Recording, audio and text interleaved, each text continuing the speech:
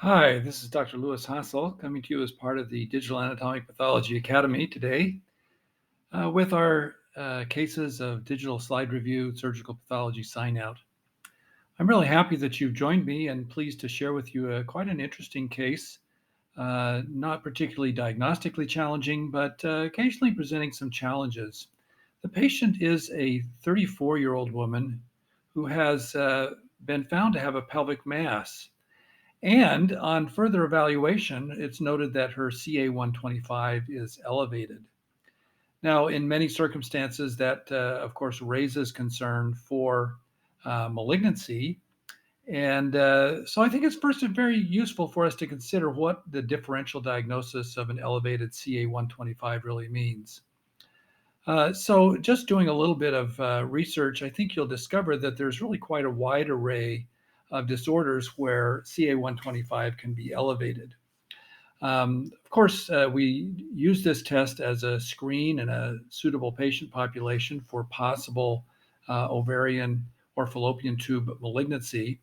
But there are a number of benign conditions as well as other neoplastic conditions that can likewise elevate the CA-125. And that can include things like endometriosis, sometimes aggravated or particularly pronounced during menses.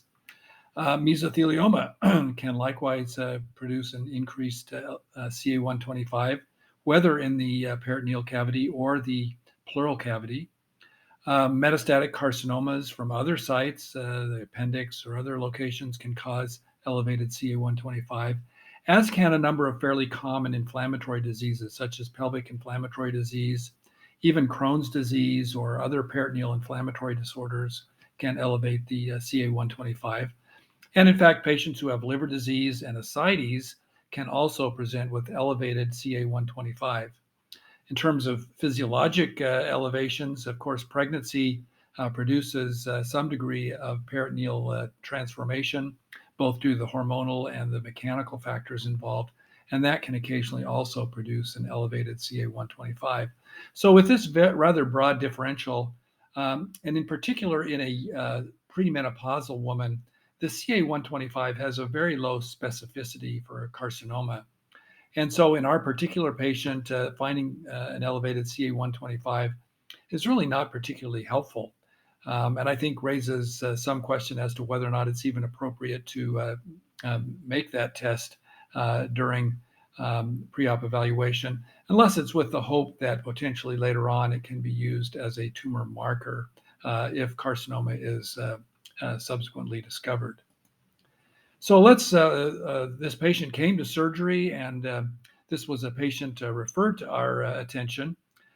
So we don't have particularly the gross specimen to evaluate, but it was described as a rather shaggy and ragged, somewhat disrupted and complex hemorrhagic and fragmented ovarian lesion that had some considerable adhesions to the adjacent structures.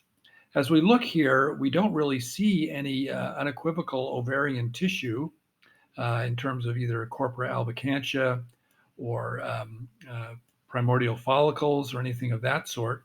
But what we do see is some areas of somewhat cellular, pale pink to slightly purple tissue, areas of hemorrhagic congestion, and some intervening fibrous tissue.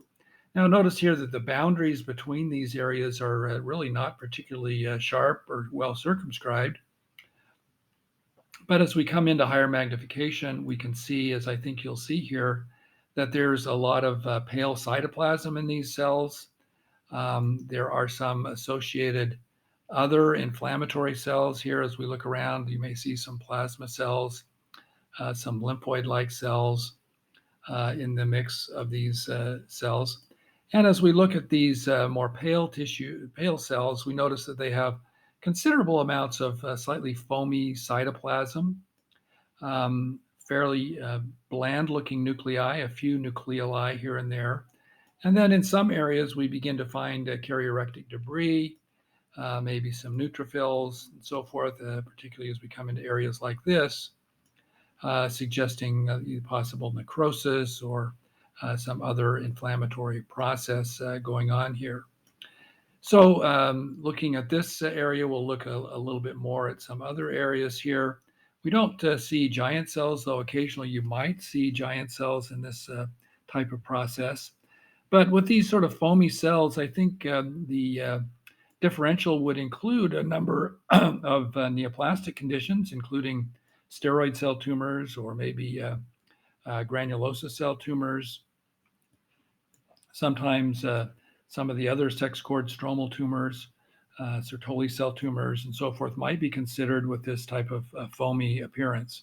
However, the admixed inflammatory cells and subsequent immunohistochemistry that demonstrates that these do not show evidence of any sex cord stromal differentiation, and in fact are positive with more histiocytoid type markers like CD68 and CD163, would put us into the category of a benign inflammatory process rather than a neoplastic process. Now, we might ask, well, could this not be a true histiocytic lymphoma? I suppose that is true, but usually in those circumstances, you'll have more clear-cut evidence of malignancy rather than the associated features suggesting inflammatory processes such as we have in this particular case. So with that, additionally, we might do histochemical stains looking for microorganisms. Certainly, you want to exclude anything that would be potentially treatable, and those were done, but were negative, as is often the case. We might also ask the question: could this be malakoplakia, given the histiocytic nature, some acute inflammatory cells? Do we see anything that looks anywhere akin to Michaelis-Guttman bodies? Or other features that we might associate with malakoplakia, which may on rare occasions be identified in the ovary as well. I did not locate any of those, but you're certainly welcome to search and examine the slides yourself to see if you can see or believe that anything of these small little bodies here might be Michaelis-Guttman bodies. Sometimes histochemical stains can be useful in that regard as well. They were not productive in this particular patient. So we were left with the diagnosis of chronic oopheritis, most likely of the Xanthogranulomatous type. So ovarian abscesses are relatively uncommon, and certainly primary ovarian abscesses are unusual, but may occur in association as secondary phenomenon, either associated with pelvic inflammatory disease or some intra-abdominal infectious process or inflammatory process such as Crohn's disease, diverticulitis, and so forth. Rarely, abscesses can be due to hematogenous or lymphatic spread. Certainly none of that present in this current patient situation. Then the granulomatous processes, of course, to consider tuberculosis, various parasitic infections, foreign body reaction, especially as there's been prior surgical intervention. But those are usually more localized to the cortex. They don't usually present as massive mass-type lesions such as this patient had. Likewise, Crohn's disease would usually have primary manifestations in the colon, and the ovarian involvement would be secondary. And necrobiotic granulomata usually would be more associated with such as tumor response factors or prior cautery events that might have left a necrobiotic focus for a development of a palisaded type of granuloma, which we do not see. So I think the only granulomatous lesion here that would be of consideration is malakoplakia, maybe tuberculosis, but it really is not very granulomatous. So Xanthogranulomatous Oopheritis has been rarely reported. It's usually in the premenopausal age group. I think 30, 35 is about the mean age group. And these patients typically have been described as having either longstanding pelvic inflammatory disease, possible associated intrauterine device use, extensive endometriosis, or occasionally antibiotic misuse or improper use as potential predisposing or coexisting factors. And this type of process typically presents as a rather massive ovarian lesion, such as our patient had, that could be mistaken for a neoplasm. Giant cells, a marked fibroblastic response, and these abundant foamy cells can be seen in that circumstance. So those are the features that we have lacking the giant cells in the current patient. And so our diagnosis in this patient was finally a chronic oopheritis with features of Xanthogranulomatous Oopheritis, and the recommended appropriate follow-up to exclude other processes, either infectious or otherwise.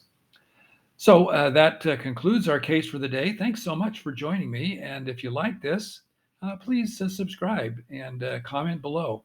We always welcome your feedback, either directly or in the comments, and try to respond in a timely fashion.